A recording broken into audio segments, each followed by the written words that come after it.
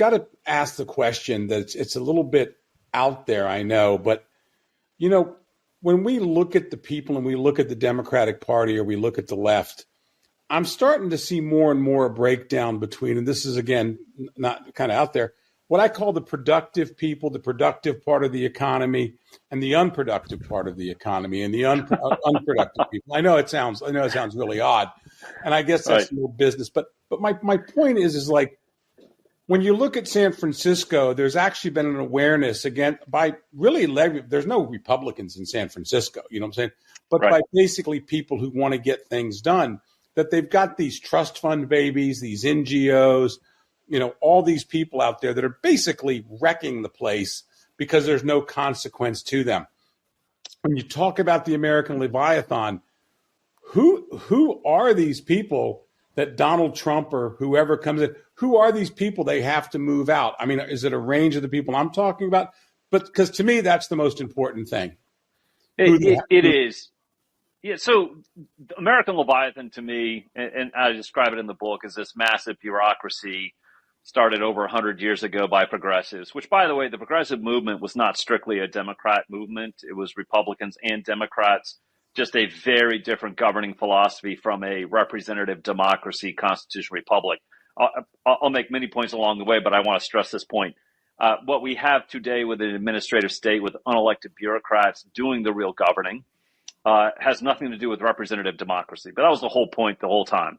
They wanted to create a massive bureaucracy, and the only separation of powers they were interested in was separating that administrative state out from any political accountability and then giving those unelected bureaucrats the power to actually govern through their statutes and regulations.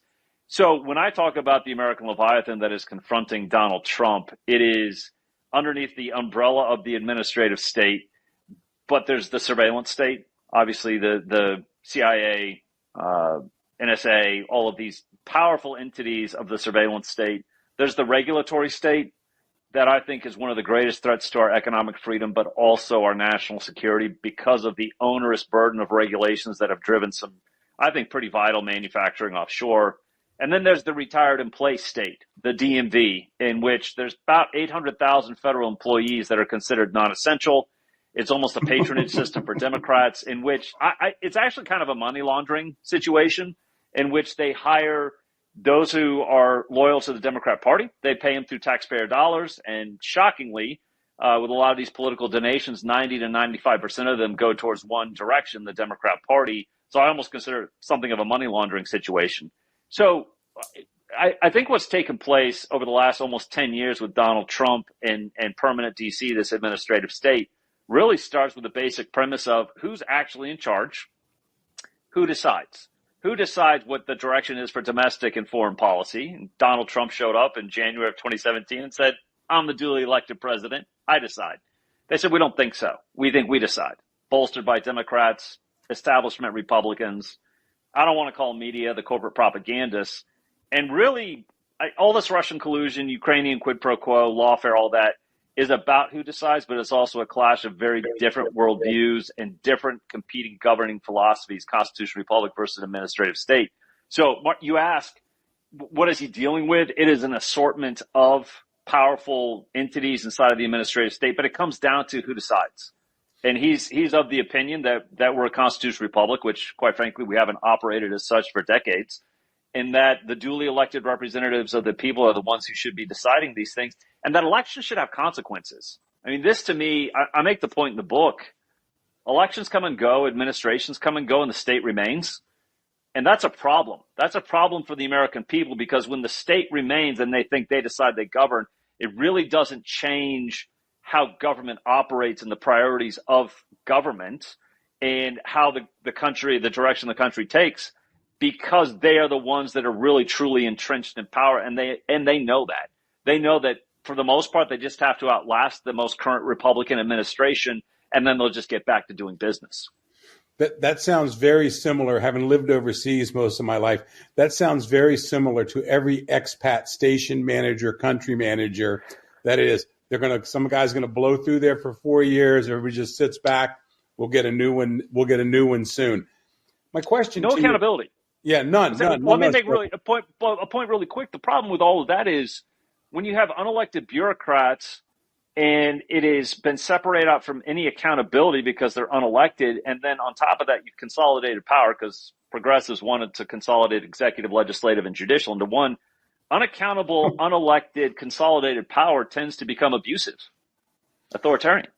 Well, I mean, the one thing that's really struck me about the left lately, and there's a lot too, and I agree with you. There's folks on the right. I mean, I watched the Romney 2012 campaign, and I had the unique position of watching their so-called transition team get ready.